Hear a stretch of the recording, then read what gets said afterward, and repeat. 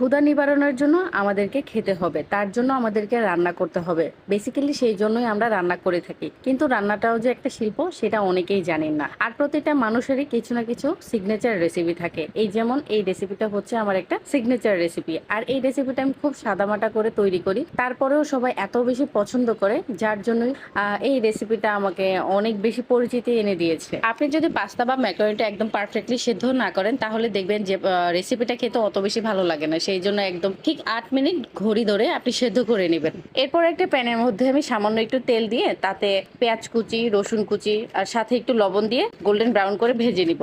যখন golden brown হয়ে যাবে সেই পর্যায়ে আমি আগে থেকে সেদ্ধ করে রাখা পাস্তা দিয়ে ১ মিনিটের মতো ভেজে নিব। ওই যে আগে থেকে যে মশলাটা তৈরি করে রেখেছিলাম না, সেই মশলাটা দিয়ে বাটি ধোয়া আরো কিছুটা পানি দিয়ে তাতে আমি চিজ দিয়ে দিচ্ছি আর কয়েকটা কাঁচামরিচের ফালি দিয়ে দিচ্ছি। চুলার আঁচ কমিয়ে ২ মিনিটের মতো জাল করে নিলেই আমাদের আজকের পাস্তার রেসিপিটা তৈরি হয়ে যাবে। পাস্তাটা আমি যেভাবেই তৈরি করি না কেন সেটার ফাইনাল লুক কখনোই আমার ক্যাপচার করা হয় না বা নিতে পারি না। বেসিক্যালি কেন এই শর্টগুলো নেওয়া হয় না আপনারা এই দৃশ্যগুলো দেখলে বুঝতে পারবেন। আর এইরকম অনেক মিষ্টি মধুর আমাদের গল্প থাকে ক্যামেরার পিছনে।